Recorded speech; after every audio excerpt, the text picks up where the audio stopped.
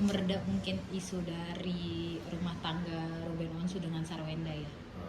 Ada cerita nggak sih dari Ruben, kan kalau kata ceritanya ke Aditya Gumai katanya udah lebih pasrah untuk sekarang.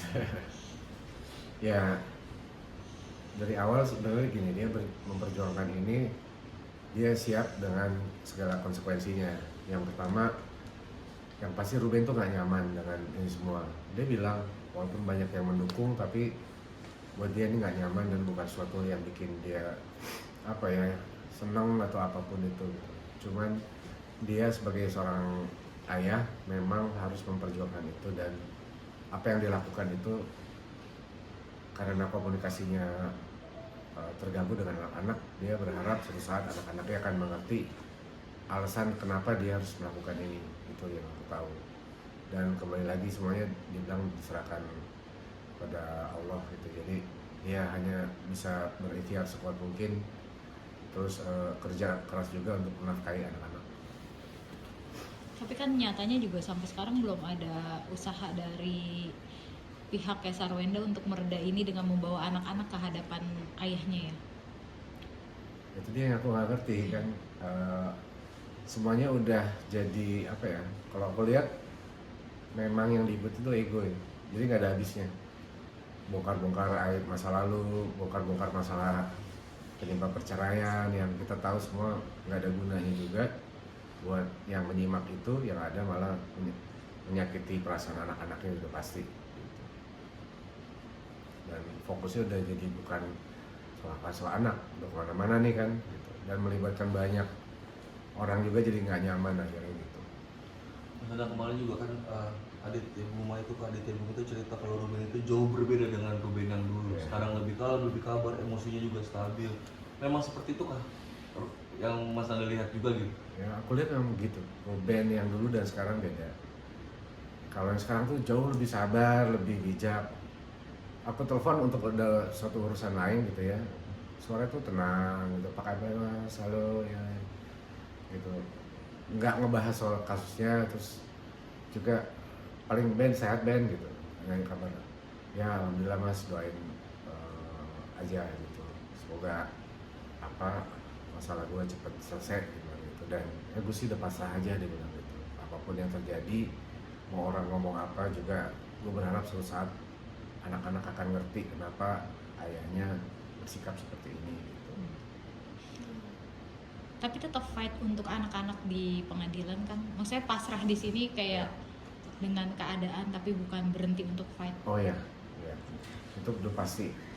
Dan aku rasa dua-duanya baik dari Ruben dan Wenda pasti punya banyak apa ya bahan-bahan untuk di pengadilan nanti untuk masing-masing berargumentasi di situ secara hukum gitu. Mas Anda sangat menyayangkan gak sih saat bukti CCTV itu keluar, karena kan itu bakal jejak digital yang akan dilihat oleh anak-anak sampai dewasa nanti gitu. Ya aku menyayangkan sih soal itu, apalagi dijelasin juga kenapa alasan-alasan perceraian gitu ya, termasuk alasan-alasan perselingkuhan dan lain-lain. Itu gunanya buat apa sih gitu.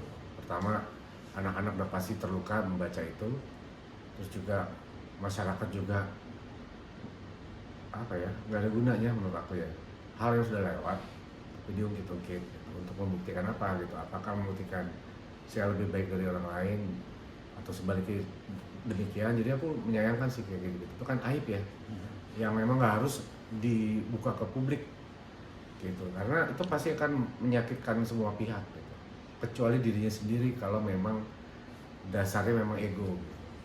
Tapi apa pantas ketika udah berpisah baru dikeluarkan bukti-bukti yang harusnya nggak perlu? Ya sangat nggak pantas ya, karena hidup kan terus berjalan. Dan apa ya, anak-anak juga semakin besar, mereka pasti bisa lihat sosial media, teman-temannya juga, lingkungan sekitarnya juga, pasti itu kan ada tekanan psikis yang besar buat anak-anaknya.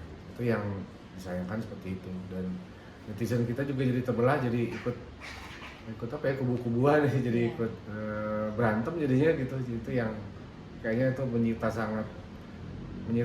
apa ya, energi kita semua gitu. Bang, ada apa sih yang menjadi sebenarnya curhatan Ruben mungkin selain anak atau apa gitu di luar konteks anak lah gitu yang benar-benar masih tertanam di hatinya gitu tentang Mas Ruben, ada nggak sih?